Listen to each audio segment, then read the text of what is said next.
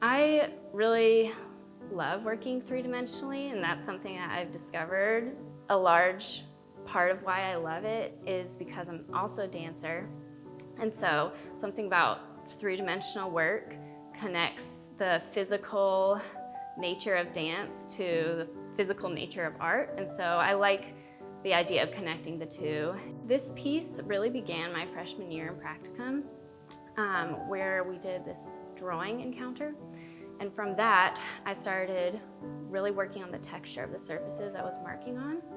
And then just on the side, I created a small sculpture, which actually makes up the top of this. And then I set it on a shelf and didn't think about it for a year. Just in between projects, I picked up the sculpture from the shelf and decided that I wanted to try making a base for that sculpture.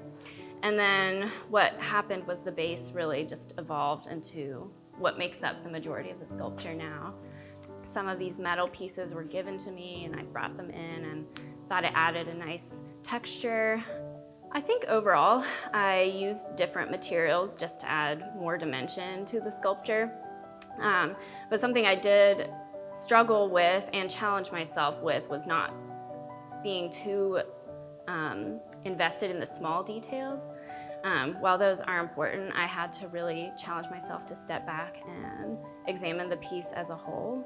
Actually, a verse that I have taped on my wall really reminds me of my practicum experience, and it's Proverbs 16:3, which says, "In their hearts humans plan their course, but the Lord establishes their steps."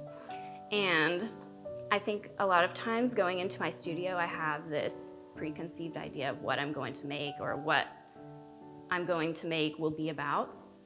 And what practicum has taught me and what has also translated to my life is that I don't need to know all of the steps going in as long as I have my foundational concepts, which I've been taught in my classes here and which I have just from my life experiences, which is reminiscent also of releasing control in both life and in work.